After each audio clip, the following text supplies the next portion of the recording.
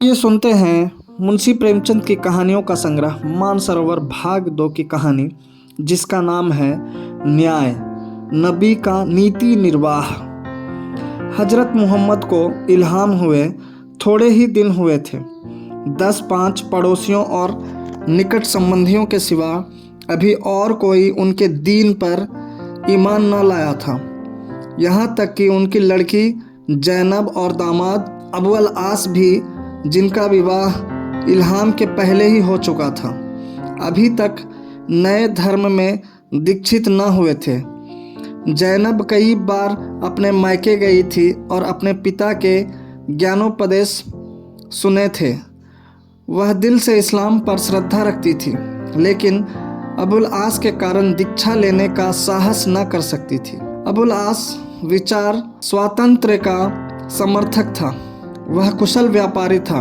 मक्के से खजूर, मेवे आदि जिनसे लेकर बंदरगाहों को चलाना किया करता था। बहुत ही ईमानदार, लेन देन का खरा, श्रमशील मनुष्य था, जिसके इहलोक से इतनी फुर्सत न थी कि परलोक की चिंता करे। जैनब के सामने कठिन समस्या थी। आत्मा धर्म की ओर थी, हृदय पति की ओर। न धर्म को छोड़ सकती थी न पति को। घर के अन्य प्राणी मूर्ति पूजक थे और इस नए संप्रदाय के शत्रु। जैनब अपनी लगन को छुपाती रहती, यहाँ तक कि पति से भी अपनी व्यथा न कह सकती थी। वे धार्मिक सहिष्णुता के दीन न थे। बात बात पर खून की नदियाँ बहती थीं। खानदान के खानदान मिट जाते थे। अरब की अलौकिक वीरता पारस्परिक कलहों में व्यक्त होती थी। राजनैतिक संगठन का नाम न था। खून का बदला खून, धन हानि का बदला खून, अपमान का बदला खून। मानव रक्त से ही सभी झगड़ों का निपटारा होता था। ऐसी अवस्था में धर्मानुराग को प्रकट करना, अबुल आस के शक्तिशाली परिवार को मोहम्मद और उनके गिने गिनाए अनुयायियों से टकराना था। उधर प्रेम का बंधन पैरों को जकड़े हुए था। नए धर्म में प्रविष्ट होना, अपने प्राण प्रिय पति से सदा के लिए बिछुड़ जाना था। कुरैश जाति के लोग ऐसे मिश्रित विवाहों का परिवार के लिए कलंक समझते थे। माया और धर्म की दुविधा में पड़ी हुई जैनब कुंहती रहती थी। धर्म का अनुराग एक दुर्लभ वस्तु है, किंतु जब उसका वेग उठता है तब बड़े प्रचंड रूप से उठता है। दोपहर का समय था। धूप इतनी तेज थी कि उसकी ओर ताकते हुए आंखों से चिंगारियां निकलती थी। हजरत मोहम्मद अपने मकान में चिंतामग्न बैठे हुए थे। निराशा चारों ओर अंधकार के रूप में दिखाई देती थी। खुदैजा भी पास बैठी हुई एक फटा कुर्ता सी रही थी। धन संपत्ति सब कुछ इस लगन में भेंट हो चुकी थी। विधर्मियों का दुराग्रह दिनों दिन बढ़ता जाता था। इस्लाम के अनुयायियों को भांति भांति की यातनाएं दी जा रही थी। स्वयं हजरत को घर से निकलना मुश्किल था। खौफ होता था कि कहीं लोग उन पर ईंट पत्थर न फेंकने लगे। खबर आती थी कि आज अमुक मुसलमान का घर लूट गया, आज फलां को लोगों ने आहत किया। हजरत ये खबरें सुन सुन कर विकल हो जाते थे और बार बार खुदा से धैर्य और क्षमा की याचना करते थे। हजरत ने फरमाया, मुझे ये लोग अब यहाँ ना रहने देंगे। मैं खुद सब कुछ झेल सकता हूँ, पर अपने दोस्तों की तकलीफ नहीं देखी जाती। खुदैजा, हमारे चले जाने से तो इन बेचारों को और भी कोई शरण न रहेगी। अभी कम से कम आपके पास आकर रो तो लेते हैं। मुसीबत में रोने का सहारा कम नहीं होता। हजरत, तो मैं अकेले थोड़े ही जाना चाहता हूँ। मैं अपने सब दोस्तों को साथ लेकर जाने का इरादा रखता हूँ। अभी हम लोग यहाँ बिखरे हुए हैं। कोई किसी की मदद को नहीं पहुँच सकता। हम बस एक ही जगह एक कुटुंब की तरह रहेंगे तो किसी को हमारे ऊपर हमला करने की हिम्मत न होगी। हम अपनी मिली हुई शक्ति से बालों का ढेर तो हो ही सकते हैं, जिस पर चढ़ने का किसी को साहस न होगा। सहसा जैनब घर में दाखिल हुई। उसके साथ न कोई आदमी था न कोई आदमजाद। ऐसा मालूम होता था कि कहीं से भागी चली आ रही है। खुदैजा ने उसे गले लगाकर कहा, क्या हुआ जैनब, खैरियत तो है? जैनब ने अपने अंतर्द्वंद की कथा सुनाई और पिता से दीक्षा की प्रार्थना की। हजरत मोहम्मद आंखों में आंसू भर कर बोले, जैनब, मेरे लिए इससे ज़्यादा खुशी की और कोई बात नहीं हो सकती। लेकिन डरता हूँ कि तुम्हारा क्या हाल होगा। जैनब, या हजरत, मैंने खुदा की राह में सब कुछ त्याग देने का निश्चय किया है। दुनिया के लिए अपनी आखिरत नहीं खोना चाहती। हजरत, जैनब, खुदा की राह में कांटे हैं। जैनब, लगन को कांटों की परवाह नहीं होती। हजरत, ससुराल से नाता टूट जाएगा। जैनब, खुदा से तो नाता जुड़ जाएगा। हजरत, और अबुलास? जैनब की आंखों में आंसू डबडबाए, कातर स्वर से बोली, अब्बा जान, इसी बेड़ी ने इतने दिनों मुझे बांधे रखा था, नहीं तो मैं कब की आपकी शरण में आ चुकी होती। मैं जानती हूँ उनसे जुदा होकर जीती ना रहूँगी और शायद उनको भी मेरा वियोग दुस्सह होगा, पर मुझे विश्वास है कि एक दिन जरूर आएगा जब वे खुदा पर ईमान लाएंगे और मुझे फिर उनकी सेवा का अवसर मिलेगा। हजरत, बेटी, अबुलास ईमानदार है, दयाशील है, सत्यवक्ता है, किंतु उसका अहंकार शायद अंत तक उसे ईश्वर से विमुख रखे है। वह तकदीर को नहीं मानता, आत्मा को नहीं मानता, स्वर्ग और नरक को नहीं मानता। कहता है सृष्टि संचालन के लिए खुदा की जरूरत ही क्या है, हम उससे क्यों डरें। विवेक और बुद्धि की हिदायत हमारे लिए काफी है। ऐसा आदमी खुदा पर ईमान नहीं ला सकता। अधर्म को जीतना आसान है, पर जब वह दर्शन का रूप धारण कर लेता है तो अजय हो जाता है। जैनब ने निश्चयात्मक भाव से कहा, हजरत, आत्मा का उपकार जिसमें हो मुझे वह चाहिए। मैं किसी इंसान को अपने और खुदा के बीच न रहने दूंगी। हजरत, खुदा तुझ पर दया करे बेटी, तेरी बातों ने दिल खुश कर दिया। यह कहकर उन्होंने जैनब को प्रेम से गले लगा लिया। दूसरे दिन जैनब को जामा मस्जिद में यथाविधि कलमा पढ़ाया गया। कुरैशियों ने जब यह खबर पाई तब वे जल उठे। गजब खुदा का, इस्लाम ने तो बड़े बड़े घरों पर हाथ साफ करना शुरू किया। अगर यही हाल रहा तो धीरे धीरे उसकी शक्ति बढ़ जाएगी कि उसका सामना करना कठिन हो जाएगा। लोग अबुलास के घर पर जमा हुए। अबू सुफियान ने, जो इस्लाम के शत्रुओं से सबसे प्रतिष्ठित व्यक्ति थे, अबुलास से कहा, तुम्हें अपनी बीवी को तलाक देना पड़ेगा। अबुल, हरगिज नहीं। अबूसी, तो क्या तुम भी मुसलमान हो जाओगे? अबुल, हरगिज नहीं। अबूसी, जो उसे मोहम्मद ही के घर रहना पड़ेगा। अबू, हरगिज नहीं, आप मुझे आज्ञा दीजिए कि उसे अपने घर लाऊं। अबूसी, हरगिज नहीं। अबुल, क्या यह नहीं हो सकता कि मेरे घर में रहकर वह अपने मतानुसार खुदा की बंदगी करे? अबूसी, हरगिज नहीं। अबू, मेरी कौम मेरे साथ इतनी भी सहानुभूति न करेगी। अबूसी, हरगिज नहीं। अबू, तो फिर आप लोग मुझे अपने समाज से पतित कर दीजिए। मुझे पतित होना मंजूर है। आप लोग चाहे जो सजा दे वह सब मंजूर है, पर मैं अपनी बीवी को तलाक नहीं दे सकता। मैं किसी की धार्मिक स्वाधीनता का अपहरण नहीं करना चाहता, अपनी बीवी का, वह भी। अबूसी, कुरैश में क्या और लड़कियां नहीं हैं? अबू, जैनब की सी कोई नहीं। अबूसी, हम ऐसी लड़कियां बता सकते हैं जो चांद को लज्जित कर दें। अबू, मैं सौंदर्य का उपासक नहीं। अबूसी, ऐसी लड़कियां दे सकता हूं जो गृह प्रबंध में निपुण हों, बातें ऐसी करे जो मुंह से फूल झड़े, भोजन ऐसे बनाए कि बीमार को भी रुचि हो, और सीने पिरोने में इतनी कुशल कि पुराने कपड़े को नया कर दे। अबू, मैं इन गुणों में किसी का भी उपासक नहीं। मैं प्रेम और केवल प्रेम का भक्त हूँ, और मुझे विश्वास है कि जैनब का सा प्रेम मुझे सारी दुनिया में नहीं मिल सकता। अबूसी, प्रेम होता तो तुम्हें छोड़कर दगा न करती। अबू, मैं नहीं चाहता कि प्रेम के लिए कोई अपने आत्म स्वतंत्रता का त्याग करे। अबूसी, इसका मतलब यह है कि तुम समाज के विरोधी बनकर रहना चाहते हो। अपनी आंखों की कसम, समाज अपने ऊपर का यह अत्याचार ना होने देगा। मैं समझाए जाता हूँ, ना मानोगे तो रोओगे। अबू सुफियान और उनकी टोली के लोग तो धमकियां देकर इधर उधर गए। इधर अबुलास ने लकड़ी संभाली और ससुराल जा पहुंचे। शाम हो गई थी। हजरत अपने मुरीदों के साथ मगरिब की नमाज पढ़ रहे थे। अबुलास ने उन्हें सलाम किया और जब तक नमाज होती रही गौर से देखते रहे। आदमियों की कतारों का एक ऐसा साथ उठना बैठना और सिजदे करना देखकर उनके दिल पर गहरा प्रभाव पड़ रहा था। वह अज्ञात भाव से संगत के साथ बैठते, झुकते और खड़े हो जाते थे। वहां का एक एक परमाणु इस समय ईश्वरमय हो रहा था। एक क्षण के लिए अबुलास भी उसी भक्ति प्रवाह में आ गए। जब नमाज खत्म हो गई तब अबुलास ने हजरत से कहा, मैं जैनब को विदा करने आया हूँ। हजरत ने विस्मित होकर कहा, तुम्हें मालूम नहीं कि वह खुदा और रसूल पर ईमान ला चुकी है? अबू, जी हाँ मालूम है हजरत, इस्लाम ऐसे संबंधों का निषेध करता है। अबू, क्या इसका मतलब है कि जैनब ने मुझे तलाक दे दिया? हजरत, अगर यही मतलब हो तो अबू, तो कुछ नहीं, जैनब को खुदा और रसूल की बंदगी मुबारक हो। मैं एक बार उससे मिलकर घर चला जाऊंगा और फिर कभी आपको अपनी सूरत न दिखाऊंगा। लेकिन उस दशा में अगर कुरैश जाति आपसे लड़ने के लिए तैयार हो जाए तो इसका इल्ज़ाम मुझ पर ना होगा। हाँ, अगर जैनब मेरे साथ जाएगी तो कुरैश के क्रोध का भाजन मैं हूँगा। आप और आपके मुरीदों पर कोई आफत न आएगी। हजरत, तुम दबाव में आकर जैनब को खुदा की तरफ से फेरने का तो यत्न न करोगे? अबू, मैं किसी के धर्म में विघ्न डालना लज्जाजनक समझता हूँ।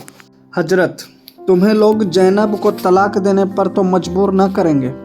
अबू, मैं जैनब को तलाक देने के पहले जिंदगी को तलाक दे दूंगा। हजरत को अबुलास की बातों से इत्मीनान हो गया। आस को हरम में जैनब से मिलने का अवसर मिला। आस ने पूछा, जैनब, मैं तुम्हें साथ ले चलने आया हूँ। धर्म के बदलने से कहीं तुम्हारा मन तो नहीं बदल गया? जैनब रोती हुई पति के पैरों पर गिर पड़ी और बोली, स्वामी, धर्म बार बार मिलता है, हृदय केवल एक बार। मैं आपकी हूँ, चाहे यहाँ रहूँ चाहे वहाँ, लेकिन समाज मुझे आपकी सेवा में रहने देगा? अबू, यदि समाज न रहने देगा तो मैं समाज ही से निकल जाऊंगा। दुनिया में रहने के लिए बहुत स्थान है। रहा मैं, तुम खूब जानती हो कि किसी के धर्म में विघ्न डालना मेरे सिद्धांत के प्रतिकूल है। जैनब चली तो खुदा ने उसे बदखशा के लालों का एक बहुमूल्य हार विदाई में दिया। इस्लाम पर विधर्मियों के अत्याचार दिन दिन बढ़ने लगे। अवहेलना की दशा में निकलकर उसने भय के क्षेत्र में प्रवेश किया। शत्रुओं ने उसे समूल नाश करने की आयोजना करना शुरू की। दूर दूर के कबीलों से मदद मांगी गई। इस्लाम में इतनी शक्ति न थी कि शस्त्र बल से शत्रुओं को दबा सके। हजरत मोहम्मद ने अंत में मक्का छोड़कर मदीने की राह ली। उनके कितने ही भक्तों ने उनके साथ हिजरत की। मदीने में पहुंचकर मुसलमानों में एक नई शक्ति, एक नई स्फूर्ति का उदय हुआ। वे निशंक होकर धर्म का पालन करने लगे। अब पड़ोसियों से दबने और छिपने की जरूरत न थी। आत्मविश्वास बढ़ा। इधर भी विधर्मियों का सामना करने की तैयारियां होने लगी। एक दिन अबुलास ने आकर स्त्री से कहा, जैनब, हमारे नेताओं ने इस्लाम पर जिहाद करने की घोषणा कर दी। जैनब ने घबरा कर कहा, अब तो वे लोग यहाँ से चले गए, फिर जिहाद की क्या जरूरत? अब मक्का से चले गए, अरब से तो नहीं चले गए। उनकी ज्यादतियाँ बढ़ती जा रही है। जिहाद के सिवा और कोई उपाय नहीं। मेरा उस जिहाद में शरीक होना बहुत जरूरी है। जैन, अगर तुम्हारा दिल तुम्हें मजबूर कर रहा है तो शौक से जाओ, लेकिन मुझे भी साथ लेते चलो। अबू, अपने साथ? जैन, हाँ, मैं वहाँ आहत मुसलमानों की सेवा शुश्रूषा करूँगी। अबू, शौक से चलो। घोर संग्राम हुआ। दोनों दलों ने खूब दिल के अरमान निकाले। भाई भाई से, मित्र मित्र से, बाप बेटे से लड़ा। सिद्ध हो गया कि धर्म का बंधन रक्त और वीर के बंधन से सदृढ़ है। दोनों दल वाले वीर थे। अंतर यह था कि मुसलमानों में नया धर्मानुराग था, मृत्यु के पश्चात स्वर्ग की आशा थी, दिलों में आत्मविश्वास था जो नवजात संप्रदायों का लक्षण है। विधर्मियों में बलिदान का यह भाव लुप्त था। कई दिन तक लड़ाई होती रही। मुसलमानों की संख्या बहुत कम थी, पर अंत में उनके धर्मोत्साह ने मैदान मार लिया। विधर्मियों में अधिकांश काम आए। कुछ घायल हुए, कुछ कैद कर लिए गए। अबुलास भी इन्हीं कैदियों में थे। जैनब को ज्यों ही यह मालूम हुआ, उसने हजरत मोहम्मद की सेवा में अबुलास का फदिया भेजा। यह वही बहुमूल्य हार था जो खुदैज ने उसे दिया था। वह अपने पिता को उस धर्म संकट में नहीं डालना चाहती थी जो मुक्ति धन के अभाव की दशा में उन पर पड़ता। हजरत ने यह हार देखा तो खुदैजा की याद ताजी हो गई। मधुर स्मृतियों से चित्त चंचल हो उठा। अगर खुदैजा जीवित होती तो उसकी सिफारिश का असर उन पर इससे ज़्यादा ना होता जितना इस हार से हुआ। मानो स्वयं खुदैजा इस हार के रूप में आई थी। अबू लास के प्रति हृदय कोमल हो गया। उसे सजा दी गई, यह हार ले लिया गया तो खुदैजा की आत्मा को कितना दुख होगा।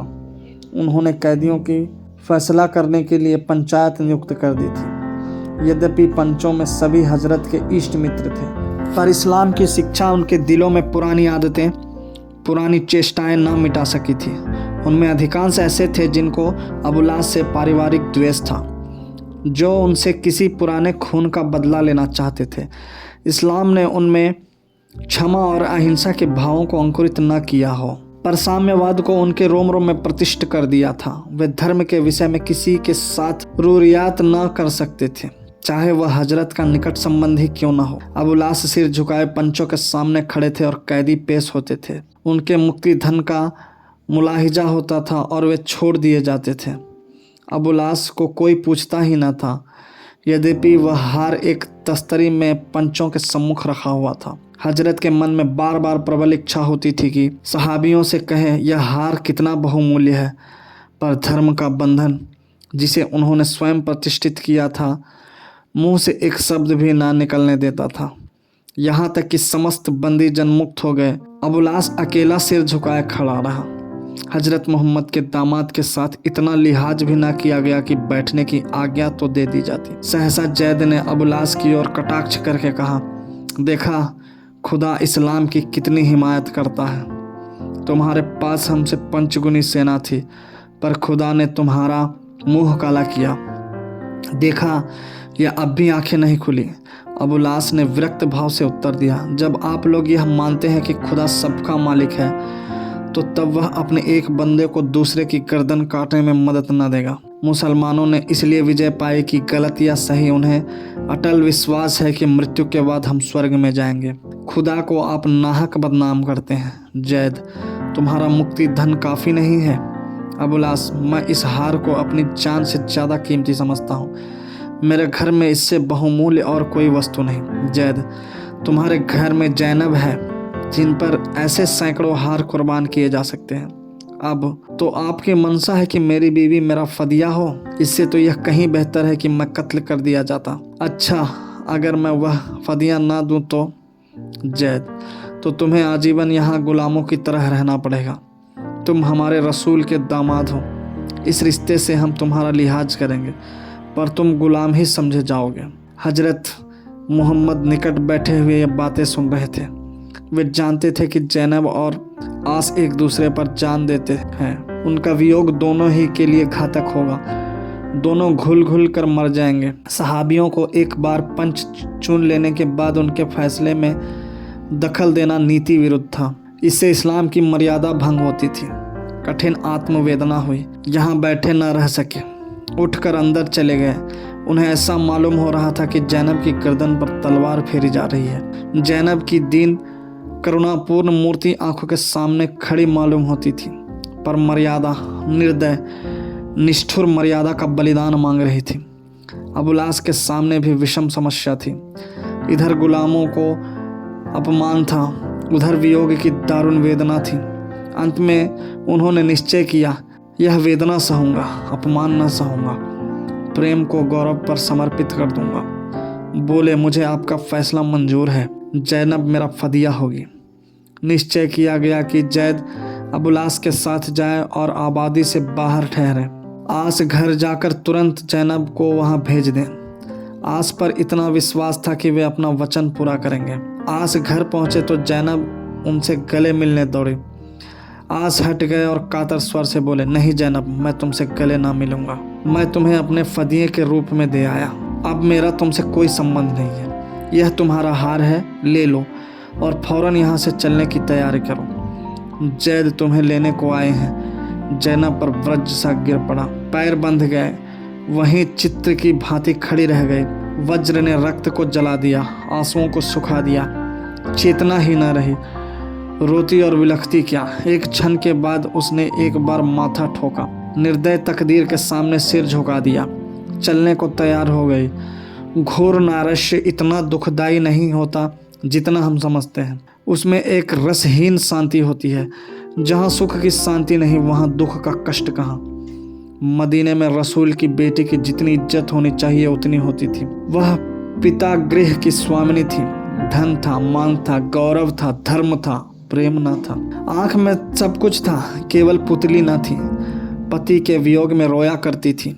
जिंदा थी मगर जिंदा दरागौर। 3 साल 3 युगों की भांति बीते। घंटे, दिन और वर्ष साधारण व्यवहारों के लिए है। प्रेम के यहाँ समय का माप कुछ और ही है। उधर अबुलास द्विगुन उत्साह के साथ धनोपार्जन में लीन हुआ। महीनों घर न आता, हंसना बोलना सब भूल गया। धन ही उसके जीवन का एकमात्र आधार था। उसके प्रणय वंचित हृदय को किसी विषमृत कारक वस्तु की चाह थी। नैराश्य और चिंता बहुधा शराब से शांति होती है, प्रेम उन्माद से। अबुलास को धनोन्माद हो गया। धन के आवरण में छिपा हुआ वियोग दुख था, माया के पर्दे में छिपा हुआ प्रेम वैराग्य। जाड़ों के दिन थे, नाड़ियों में रुधिर जमा जाता था। अबुलास मक्का से माल लादकर एक काफिले के साथ चला। रकफों का एक दल भी साथ था। कुरैशियों ने मुसलमानों के कई काफिले लूट लिए थे। अबुलास को संशय था कि मुसलमानों का आक्रमण होगा, इसलिए उन्होंने मदीने की राह छोड़ एक दूसरा रास्ता अख्तियार किया। पर दुदैव मुसलमानों को टोह मिल ही गई। जैद ने 70 चुने हुए आदमियों के साथ काफिले पर धावा कर दिया। धन के भक्त धर्म के सेवकों से क्या बाजी ले जाते। 70 के साथ 100 को मार भगाया। कुछ मरे, अधिकांश भागे, कुछ कैद हो गए। मुसलमानों को अतुल धन हाथ लगा। कैदी घाते में मिले। अबुलास फिर कैद हो गया। कैदियों के भाग्य निर्णय के लिए नीति के अनुसार पंचायत चुनी गई। जैनब को यह खबर मिली तो आशाएं जाग उठी। आशा मरती नहीं, केवल सो जाती है। पिंजरे में बंद पंछी की भांति फड़फड़ाने लगी। पर क्या करें, किससे कहें। आपकी तो फदिये का भी कोई ठिकाना ना था। या खुदा, क्या होगा। पंचों ने अब की हजरत मोहम्मद ही को अपना प्रधान बनाया। हजरत ने इनकार किया, पर अंत में उनके आग्रह से विवश हो गए। अबुलास सिर झुकाए बैठे हुए थे। हजरत ने एक बार उन पर करुणा सूचक दृष्टि डाली, फिर सिर झुका लिया। पंचायत शुरू हुई। अन्य कैदियों के घरों से मुक्ति धन आ गया था, वे मुक्त किए गए। अबुलास के घर से मुक्ति धन न आया था। हजरत ने हुक्म दिया, इनका सारा माल और असबाब जब्त कर लिया जाए और ये उस वक्त तक बंदी रहे जब तक इन्हें कोई छुड़ाने ना आए। उनके अंतिम शब्द ये थे, अबुलास, इस्लाम की रणनीति के अनुसार तुम गुलाम हो। तुम्हें बाजार में बेचकर रुपया मुसलमानों में तकसीम होना चाहिए था, पर तुम ईमानदार आदमी हो, इसलिए तुम्हारे साथ इतनी रियायत की गई। जैनब दरवाजे के पास आड़ में बैठी हुई थी। हजरत का यह फैसला सुनकर रो पड़ी। तब घर से बाहर निकल आई और अबुलास का हाथ पकड़कर बोली, अगर मेरा शौहर गुलाम है तो मैं उसकी लौंडी हूँ। हम दोनों साथ बिकेंगे या साथ कैद होंगे। हजरत, जैनब, मुझे लज्जित मत करो। मैं वही कर रहा हूँ जो मेरा कर्तव्य है। न्याय पर बैठने वाले मनुष्य को प्रेम और द्वेष दोनों ही से मुक्त होना चाहिए। यद्यपि इस नीति का संस्कार मैंने ही किया है, पर अब मैं उसका स्वामी नहीं, दास हूँ। अबुलास से मुझे जितना प्रेम है यह खुदा के सिवा और कोई नहीं जान सकता। यह हुक्म देते हुए मुझे जितना मानसिक और आत्मिक कष्ट हो रहा है उसका अनुमान हर एक पिता कर सकता है, पर खुदा या रसूल न्याय और नीति को अपने व्यक्तिगत भावों से कलंकित नहीं कर सकता। सहाबियों ने हजरत की न्याय व्याख्या सुनी तो मुग्ध हो गए। अबू जफर ने अर्ज की, हजरत, आपने अपना फैसला सुना दिया, लेकिन हम सब इस विषय में सहमत हैं कि अबुलास जैसे प्रतिष्ठित व्यक्ति के यह दंड न्यायोचित होते हुए भी अति कठोर है और हम सर्वसम्मति से उसे मुक्त करते हैं और उसका लुटा हुआ धन देने की आज्ञा मांगते हैं। अबुलास हजरत मोहम्मद की न्याय परायणता पर चकित हो गए।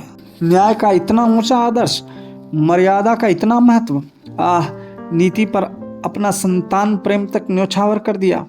महात्मा, तुम धन्य हो। ऐसे ही ममताहीन सत्पुरुषों से संसार का कल्याण होता है। ऐसे ही नीति पालकों के हाथों जातियां बनती है, सभ्यताएं परिष्कृत होती हैं। मक्के आकर अबुलास ने अपना हिसाब किताब साफ किया, लोगों के माल लौटाए, ऋण चुकाए और धनवार त्याग कर हजरत मोहम्मद की सेवा में पहुंच गए। जैनब की मुराद पूरी हुई। धन्यवाद।